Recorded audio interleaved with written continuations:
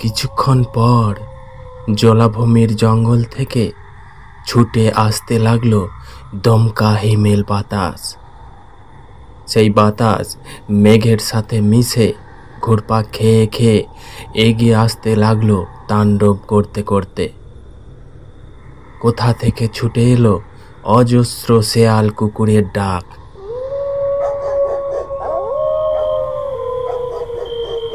আর তক্ষুনি চারিদিকের অন্ধকার আরো কঠিন হয়েই শুরু হলো ঝোড়ো হাওয়ার সংমিশ্রণে বৃষ্টি।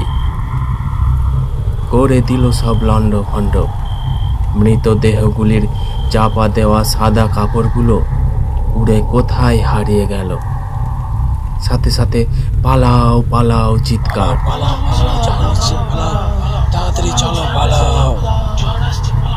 দাহ করতে আসা মানুষগুলো কে কোন দিকে ছুটে পালালো তার হদিস নেই।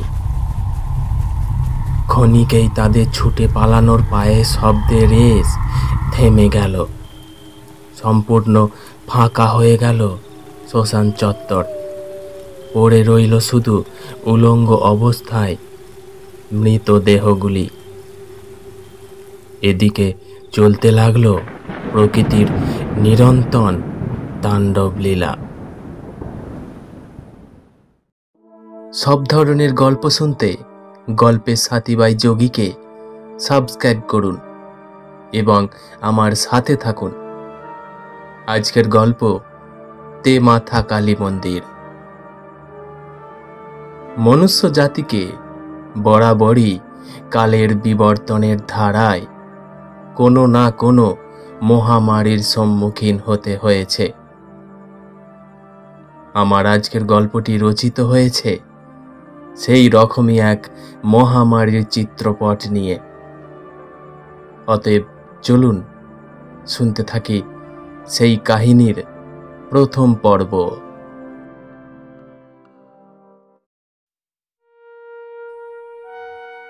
মধুপুর গ্রামের পশ্চিম দিক দিয়ে বয়ে গেছে আমোদর নদ।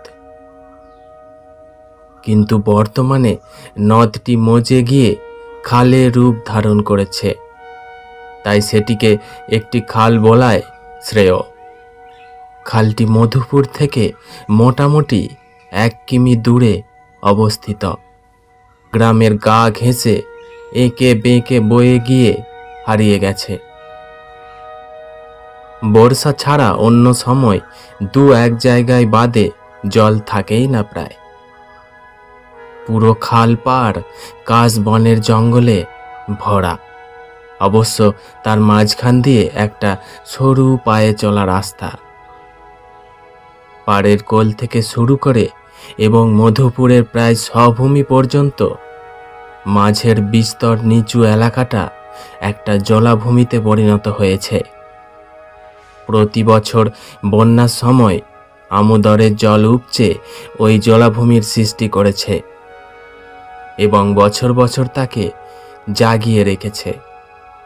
সারা বছরই জল কাদা মিশ্রিত স্যাঁতস্যাঁতে পরিবেশ ওই জলাভূমিতে। নানান বুনো হাঁস, নানান রকমের পাখি, বুনো শেয়াল এবং বুনো কুকুরের বসবাস সেখানে। এছাড়াও বিষধর সাপেরও অভাব নেই সেই জলাতে। জলার এক পাশেই গ্রামের শ্মশান। দিনের বেশিরভাগ সময় শ্মশান ভূমি বাদেও জলার বিস্তীর্ণ জায়গা উচ্ছৃঙ্খল থাকে। পাখির কিচির মিচির ডাক, গ্রামের গবাদি পশুর সমারোহ, রাখাল বাগাল ও কিছু মানুষের যাতায়াত এবং খালের জলে গরু বাছুরের ঝাঁপাঝাঁপির আনন্দ। খালের অল্প জলে বাতাস লেগে আন্দোলিত হয় গ্রাম্য সুর। কিন্তু রাতের আবহাওয়া আলাদা। 2-1টা নিশাচর প্রাণীর আনাগোনা, কারো ডানা ঝোপটানোর শব্দ, ঝিঁঝির সাথে তাদের মিহি ডাক এবং মাঝে মাঝে দমকা ঝোড়ো হাওয়ার হু হু শব্দ জায়গাটাকে করে তোলে এক অলৌকিক অবস্থার আবরণ। জ্যোৎস্নার প্রতি রাতে শ্মশানভূমি ও জলাভূমি হয়ে ওঠে উদ্ভাসিত, আর ঝোপঝাড়কে ভেদ করে খালের জল করে ওঠে চিকচিক। এদিকে কিন্তু বর্তমান অবস্থা খুবই খারাপ। করোনা নামক ছোঁয়াচে ভাইরাস তার ভয়াল রূপ নিয়ে ধ্বংসলীলা চালাচ্ছে পৃথিবীর মনুষ্য জাতির ওপর। দিনে দিনে কেড়ে নিচ্ছে অজস্র নর নারীর প্রাণ। দেশের আকাশে বাতাসে মৃত্যুর বিষাক্ত বিষ ঘুরে বেড়াচ্ছে, যে বিষ কোনো দুর্বল মানুষের শরীরে পূর্ণ মাত্রায় ঢুকলে মাত্র কয়েক দিনে বিকল করে দিচ্ছে তার শ্বাসযন্ত্রকে। ফলে মৃত্যুর কবলে লুটিয়ে পড়ছে সেই মানুষটি। মানুষ মারা যাচ্ছে, এটা খুবই বেদনাদায়ক, কিন্তু তার থেকেও দুঃখের বিষয় হলো সব দেহ সৎকার নিয়ে। অনিশ্চিত ভয়ের কারণে যে যে দেহগুলো সৎকার হচ্ছে, সেক্ষেত্রে মৃতের খুব আপনজন গুটি কয়েক সাহসী ব্যক্তি আর সরকারের তৎপরতা থাকছে। আর কিছু কেমন সৎকার না হওয়া মৃতদেহগুলোর অবস্থা হচ্ছে খুবই মর্মান্তিক। এখানে সেখানে নদীতে জলাভূমিতে মৃতদেহ পড়ে থাকতে দেখা যাচ্ছে। এমনই ভয়াবহ অবস্থা এখন চারিদিকে। সারা দেশে লকডাউন ঘোষণা করেছে দেশের সরকার। মাস্ক ছাড়া মানুষকে বাইরে বেরোতে নিষেধ করা হয়েছে। যেহেতু করোনা শ্বাস প্রশ্বাসের মাধ্যমে এক শরীর থেকে অন্য শরীরে প্রবেশ করে, তাই মাস্ক কিছুটা হলেও প্রতিরোধ করবে এই ভাইরাসকে। কোনো মানুষ অন্য কোনো মানুষের কাছাকাছি আসতেও কুণ্ঠিত হচ্ছে। বলা যায় না কার শরীরে বাসা বেঁধে আছে সর্বনাশা করোনা। শহরের পাশাপাশি গ্রামেও লকডাউনের প্রভাব ফেলেছে সফলভাবেই। খুব প্রয়োজন ছাড়া গ্রামের মানুষও বাইরে বেরোচ্ছে না। মাঠে ঘাটে ক্ষেত খামারের লোকজন হাতে গোনা মাত্র। যেন মহামারী নেমে এসেছে প্রকৃতির সর্বত্র। করোনা যেন গোটা বিশ্বকে স্তব্ধ করে একটা সুতোয় দাঁড় করিয়ে দিয়েছে নির্বিকারভাবে। তারই জ্বলন্ত ও নির্মম রূপ মধুপুর গ্রামের সর্বাঙ্গে। আশ্বিনের প্রথম সপ্তাহ, কিন্তু প্রকৃতির নিয়মের হেরফেরের জন্য দিন দুয়েক হলো নিম্নচাপের প্রভাব চলছে। তাই আজ সকাল থেকে সারাদিন কেটেছে মেঘের গর্জনের সাথে ঝোড়ো হাওয়া আর ঝিরিঝিরি বৃষ্টিতে। সন্ধ্যার পর থেকে বলাই যায় আকাশ মোটামুটিভাবে বিরতি দিয়েছে। এখন রাত 11টা হবে। গাঢ় ও জমাট অন্ধকার চারিদিককে সাগ্রহে ঢেকে দিয়েছে। মাত্র কয়েক হাত দূর অবধিও দৃষ্টি নিক্ষেপ করা যাচ্ছে না ওই অন্ধকারকে ছিন্ন করে।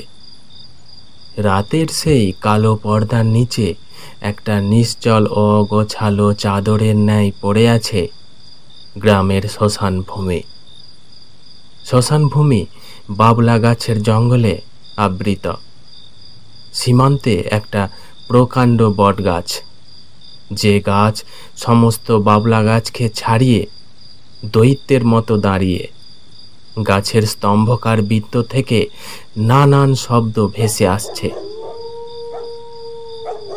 চির হয়ে যাওয়া মাটির ফাটলের ভেতর থেকে বেরিয়ে আসছে নিশির ডাক। একটু তফাতে 4টি খুঁটির মাথায় খড়ের ছাউনির আচ্ছাদন, যেটি দাহ করতে আসা মানুষের আশ্রয়স্থল। আদিমকাল থেকে চলে আসা রাতের সর্বস্তরের শ্মশান ভূমির রূপরেখা যা, এখানেও তার ব্যতিক্রম নয়। শ্মশান চত্বরের মাঝখানে একটা উঁচু জায়গাটা মোটামুটি সব মিলিয়ে কাঠা 5 হবে। জায়গাটার প্রথম 2 বাহু অভিমুখের মাঝের দূরত্ব পরপর সরু হয়ে গিয়ে একটা বিন্দুতে মিলেছে, আর বাকি 2 বাহু অভিমুখ পরপর প্রশস্ত হয়ে গিয়ে প্রসারিত হয়েছে। অর্থাৎ জায়গাটার আকৃতি হয়েছে অনেকটা ত্রিভুজের মতো। কয়েকটা বুনো কুল গাছ সহ বিভিন্ন মুড়ো হয়ে যাওয়া কাঁটা গাছের আগাছায় ভর্তি সেই স্থান। আস্ত বড় একটা ঝোপের মতো দেখতে লাগছে জায়গাটাকে। তবে মাঝখান থেকে ত্রিভুজ আকারের সরু হয়ে যাওয়া জায়গাটার বেশ কিছুটা অংশ ফাঁকা। ওই ফাঁকা জায়গায় একটা পাথরের বেদিকে ঘিরে থাকা পোড়া ইটের দেওয়ালগুলো ভগ্ন অবস্থায় জোড়া জীর্ণ হয়ে সমস্ত ঝোপঝাড়কে ভেদ করে কোনো রকমে মাথা তুলে দাঁড়িয়ে। কোনো অলৌকিক কারণে এই জায়গায় গ্রামের গৃহপালিত পশু পাখি খুব একটা প্রবেশ করে না। তবে অস্বাভাবিকভাবে রাতে শেয়াল, কুকুর এবং নানান নিশাচর প্রাণী এই স্থান দখল করে, এটা সত্য। কারণ তার স্পষ্ট নমুনা কয়েকটা ছোট গর্ত এবং ঝোপঝাড়ের মাঝে মসৃণ জায়গার দেখা মেলে। শোনা যায় প্রায় 150 বছরেরও বেশি সময় আগে এই ত্রিকোণ স্থানে স্থাপিত হয়েছিল মিশমিশে কালো এক বিরাট শ্মশানে কালীর মূর্তি। তার পুজোতে এই শ্মশান ভূমি মহা সমারোহে তৎকালীনভাবে জেগে উঠেছিল।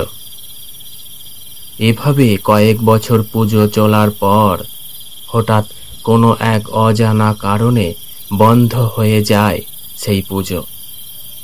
সেই থেকেই অযত্নে পড়ে এই স্থানটা ভালোই আশ্চর্যময় এবং ভয়ঙ্করও বটে। গ্রামের মানুষ এখনো মাঝে মাঝে এই দেবীর অস্তিত্ব অনুভব করে। জায়গাটার আকৃতির জন্য মাথা শ্মশানে কালী মন্দির নামে পরিচিত গ্রামের মানুষের কাছে। সব মিলিয়ে এখন নিশির এই পরিবেশ হয়ে উঠেছে এক আদিম অলৌকিক। এমন সময় নিশির কালিমাকে পরাস্ত করে মাথা মন্দিরের আশপাশ থেকে মানুষের কথাবার্তার চাপা গুঞ্জন ভেসে আসতে লাগলো। কি সর্বনাশের দিন এলো রে নিতাই, কি হবে সব? সেই তো গো দাদা, কি হবে? যা ভয়ানক দিন আসছে। রাত ভালোই গভীর হয়েছে, আজকে না এলেই ভালো হতো বুঝলি।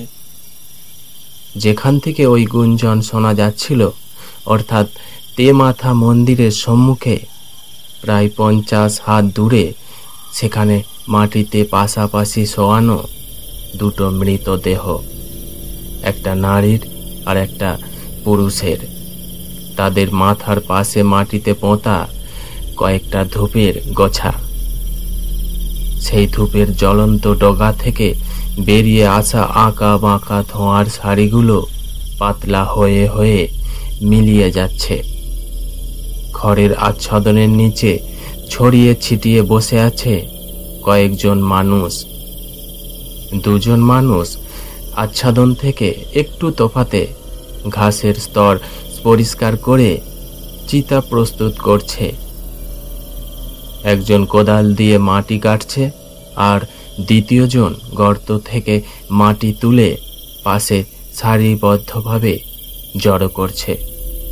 আর মাঝে মাঝে মেপে দেখছে গর্তটা ঠিকঠাক মাপের হলো কিনা, এবং অস্ফুট স্বরে বলছে, নে নে, তাড়াতাড়ি খোল, তাড়াতাড়ি খোল, আকাশের অবস্থা ভালো না। কি ঝগমারি করে পড়ে মরতে এলাম আজ শ্মশানে, আকাশ যা করছে, আজ মোরা দাহ করার সিদ্ধান্ত নেওয়ায় আমাদের বোকামি হয়েছে। কাল সকালে যা হতো দেখা যেত। ধুর, কি ভুল করা হলো বলতো। লোকটা বিড়বিড় করে আরো কি সব বলতে লাগলো। একটা গর্ত খোলা হয়ে গেছে, বাকি আর একটা। জড়ো করা মাটির পাশেই বসানো একটা ইলেকট্রিক চার্জার আলো। তার আলোয় শ্মশান ভূমি কিছুটা আলোকিত। এমন সময় আকাশে আস্তে আস্তে দেখা দিল কালো মেঘ। কিছুক্ষণ পর জলাভূমির জঙ্গল থেকে ছুটে আসতে লাগলো দমকা হিমেল বাতাস। আর তখনই ঘটল উল্লেখিত ওই ঘটনা।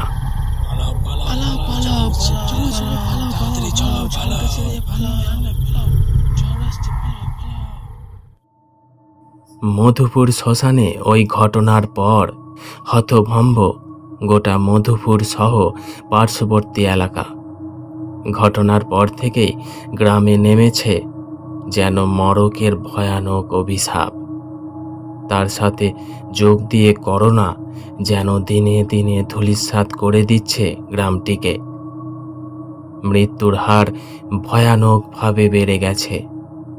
গোটা গ্রামে 9 জন মানুষকে নিঃশেষ করেছে চলতে থাকা জটিল পরিস্থিতি। প্রথমে হয়তো কোনো মানুষ করোনাতে আক্রান্ত হচ্ছে, পরবর্তীতে ভাইরাসের পাশাপাশি কোনো এক আশ্চর্য কারণের ফলে তারা প্রথমে মানসিক ব্যতিগ্রস্ত হচ্ছে, পরে ভয়ানকভাবে শুকিয়ে সম্পূর্ণ রক্তশূন্য হয়ে ওই মানুষগুলি মারা যাচ্ছে। এমন অদ্ভুত অলৌকিক কারণের হদিস কেউ করতে পারছে না। করোনার থেকেও ওই অভিশাপ যেন আস্তে আস্তে গিলে খাচ্ছে মধুপুরকে। চারিদিকে মৃত্যুর একটা কালো অশুভ ছায়া গ্রামটিকে ঘিরে রেখেছে। গ্রামের প্রতিটি মানুষের মনে দুশ্চিন্তা। এই বুঝি পরিবারের কারো বুকে খুব ব্যথা, কাশি, শ্বাসকষ্ট শুরু হলো। আর তারপরেই মর্মান্তিক বিপদ উপস্থিত। একটা অগ্রিম নিশ্চিত ভয় গ্রামের প্রত্যেক মানুষের মনকে ভারাক্রান্ত করছে ক্ষণে ক্ষণে। গ্রামের আনাচে কানাচে একটা আতঙ্কের প্রভাব সব সময়। রাত নামলে অবস্থা আরো কঠিন। বলা বাহুল্য, সন্ধ্যা ঘনালে মধুপুরের সর্বত্র কারা যেন নিঃশব্দে ঘুরে বেড়ায়। তাদের উড়ন্ত কুৎসিত ছায়া মানুষের দৃষ্টিগোচরের বাইরে ভেসে বেড়ায় নির্দ্বিধায়। তাদের দলগত ভয়াল নিঃশ্বাসের আভা বাতাসকে করে তোলে দূষিত। তারা যেন সর্বক্ষণ শয়তানি দৃষ্টি দিয়ে নজর রাখে গ্রামের প্রতিটা বাড়িতে। যেখানেই মৃত্যুর স্বাদ পায় সেখানেই দলবদ্ধভাবে ভিড়ে যায়। যে বাড়ির মধ্যে মহামারীর বিপদ ঢুকছে, ঠিক তারপরেই সে বাড়ির আশেপাশের বাতাসে কেমন যেন একটা আষ্টে পচা পোড়া দুর্গন্ধের ভ্যাপসা পরিবেশ ঘুরপাক খায়। ইদানিং সেই রকমই পরিবেশের প্রভাব লক্ষ্য করা যাচ্ছে মধুপুরবাসী শিবু দাসের বাড়ির আশেপাশের বাতাসে।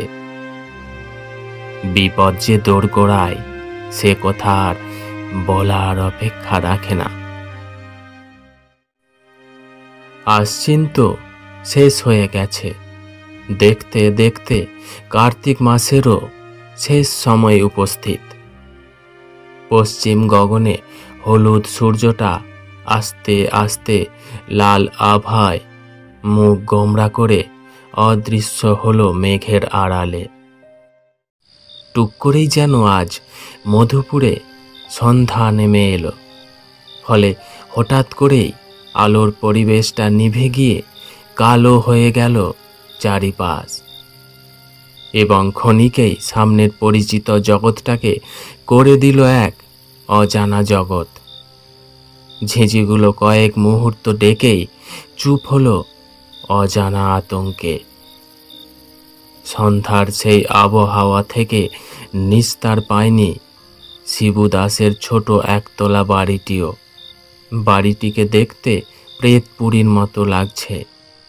দুয়ারের সংকীর্ণ লম্বা জায়গাটা ইতিমধ্যে গাঢ় অন্ধকারে আচ্ছন্ন।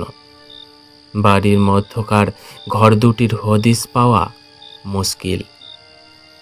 এমন সময় আধারের কালিকে ফিকে করে পূর্ব দিকের ঘরে মিটমিটে একটা আলোর রেখা দেখা দিল। ও ঘরে শিবু দাসের একমাত্র মেয়ে, বছর 24-এর মালিনী থাকে। সে মনে হয় আলো জ্বালালো, কারণ লোডশেডিং হয়েছে এই মাত্র। মালিনী জন্ম থেকেই বিকলাঙ্গ, হাতগুলো সরু সরু আর মুখের এক পাশ বাঁকা। এমনি বাড়িতেই থাকে সে। বাড়ির টুকিটাকি কাজকর্ম ছাড়া কিছুই করে না। বছরের বেশিরভাগ সময় নানান ওষুধ খেয়ে কাটে তার জীবন। এই তো কদিন হলো ঘুমের ওষুধ ছাড়া তার ঘুম হচ্ছেই না প্রায়। করোনার লক্ষণ দেখা দিয়েছে তার শরীরে, সাথে মানসিক বিশৃঙ্খলাও। তার ফলে খুবই অসুস্থ সে বর্তমানে। এই মুহূর্তে হয়তো সে একটু সুস্থ বোধ করছে, তাই নিজে থেকেই আলো জ্বালাতে পেরেছে। না হলে ঘরের আলোটাও কাউকে না কাউকে জেলে দিতে হয়। শিবুর বাড়ির পেছনে ঈশান কোণে যে বড় শিমুল গাছটা রয়েছে, সেটাকে এখন অন্ধকারে আরও বিশাল আকার লাগছে। তার ঝাঁকড়া মাথাটা বাড়িটিকে যেন আঁকড়ে ধরেছে।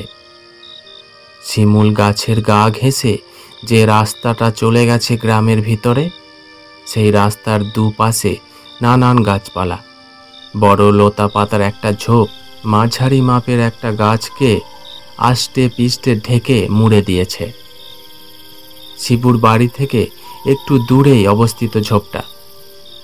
সেখান থেকে কি যেন একটা তীর গতিতে উড়ে এসে শিমুল গাছের ডালপালার অন্ধকারে ঢুকে পড়ল। সাথে সাথে কয়েকটা ঝটপট ও কু কু মোহিনী শব্দ।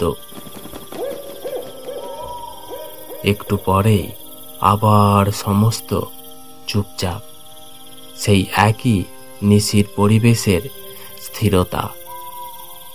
এভাবে কাটল কিছুক্ষণ।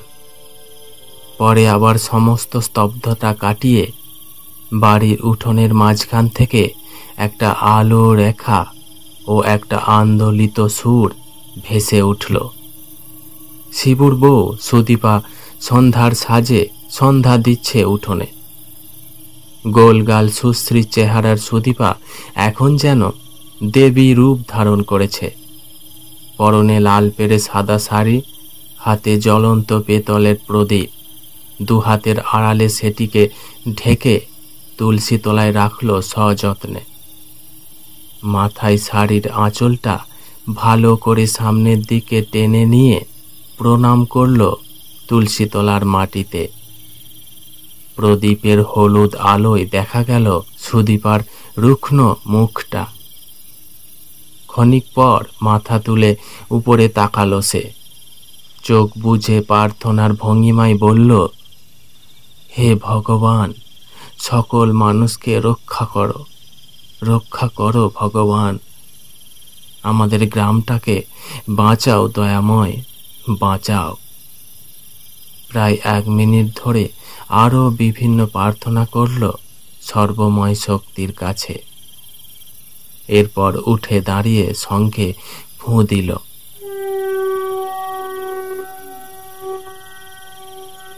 শঙ্খের সেই সুর চারপাশকে যেন জানান দিল আগত বিপদে বার্তা।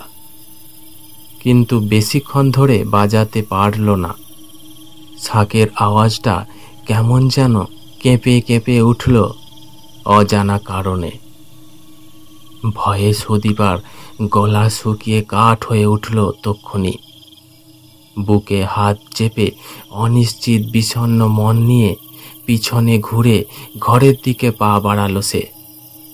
দ্রুত 3টে সিঁড়ির ধাপ পেরিয়ে দুয়ারে উঠে দাঁড়ালো ধীর পায়ে। খোলা দরজার মুখে একটা কালো মূর্তিকে বসে থাকতে দেখে চমকে উঠল। মুখ দিয়ে আপনা হতেই বেরিয়ে এলো, কে গো? কালো মূর্তিটা একটু নড়ে উঠে ভাঙা ও ধরা গলায় উত্তর দিল, কি হলো গো তোমার? আমি গো, দেখতে পাচ্ছ না নাকি? স্বামীর পরিচিত গলা শুনে স্বাভাবিক হলো সুদীপা। বলল, ও তুমি তুমি কখন ঘর থেকে বেরোলে? এই তো দেখলাম শুয়েছিলে। হ্যাঁ হ্যাঁ গো, শুয়েই তো ছিলাম। লোডশেডিং হলো তো, তাই শরীর সায় দিচ্ছে না, কষ্ট হচ্ছে, কেমন যেন হাঁপ ধরেছে, তাই বেরিয়ে এসে বসলাম এখানে। সুদীপা, ও আচ্ছা, ঠিক আছে, বসো তাহলে সাবধানে। আমি বরঞ্চ শাড়িটা বদলে মালিনীর ঘরে যাই একবার, দেখি কি করছে মেয়েটা। বলে শাড়ি বদলাতে আপন ঘরের দিকে চলে গেল সুদীপা। বউয়ের দিকে কিছুক্ষণ নিষ্পলক চোখে তাকিয়ে মৌনতায় হারিয়ে গেল শিবু। লকডাউনে শিবু বাড়িতে আছে, তাই তার জমানো অর্থ শেষের পথে। সংসারের হাল খারাপ, মালিনীর ওষুধ জোটানো খুবই কষ্টকর হয়ে উঠছে। দুর্গাপুর কারখানায় কাজ করত শিবু, লকডাউনে কারখানা বন্ধ হলো, অজ্ঞতা বাড়ি। বাড়ি এসেই ওই কালের হাতে পড়েছিল শিবু। করোনা গ্রাস করেছিল তাকে। গ্রামের এই ভয়ানক পরিস্থিতির আগে সে করোনার হাতে পড়েছিল বলে হয়তো সে জীবিত আছে। বয়স 55 দোরগোড়ায় এসেও সহ্য ক্ষমতায় জয়ী হয়েছিল তখন। কিন্তু তারপর থেকে আজ পর্যন্ত নানান সমস্যার মুখে পড়ে শরীর এখনো সম্পূর্ণ সুস্থ নয়। এখন অধিক দুর্বলতার কারণে শরীর ভেঙেছে তার। ছিমছাম চেহারায় দেখা দিয়েছে বার্ধক্যের স্পষ্ট ছাপ। চুলে পাক ধরেছে পরিষ্কারভাবে, মুখে জমেছে কাঁচা পাকা দাড়ির জঙ্গল। মাঝে মাঝে বুকে ব্যথা হয়, শ্বাস নিতে ভালোই কষ্ট হয় তার। তার শরীর থেকেই বুঝি করোনা মালিনীর শরীরে প্রবেশ করেছে, এটা মনে মনে ভাবে শিবু, আর দুঃখে ভেঙে পড়ে। অমঙ্গল বুঝি তার বাড়িতে নেমে এলো খুব শীঘ্রই। এ কথা চিন্তা করলে তার চোখে জল টলটল করে ওঠে। এমন সময় মৌনতা কাটল শিবুর। গলাটা বুজে গেছে যেন। কাশির মতো একটা শব্দ করে গলা ছাড়িয়ে নিল এবং একটু নড়ে চড়ে বসল সে। 2 হাতে তালু দিয়ে চোখগুলো একবার রগড়ে নিল সযত্নে। ট্যাঙ্ক থেকে বিড়ি দেশলাই বের করে একটা বিড়ি ধরালো।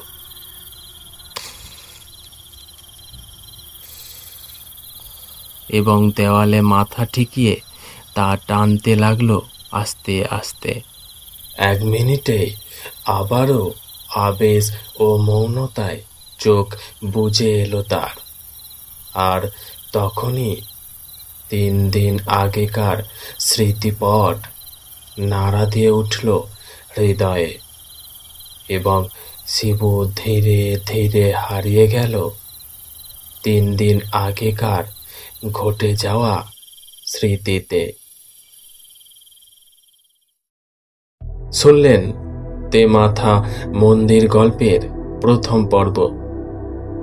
পরবর্তী ও অন্তিম পর্ব নিয়ে হাজির হব শীঘ্রই। ততদিন সাপোর্ট করুন গল্পের সাথী ভাই যোগীকে। সকলে ভালো এবং সুস্থ থাকুন। ধন্যবাদ।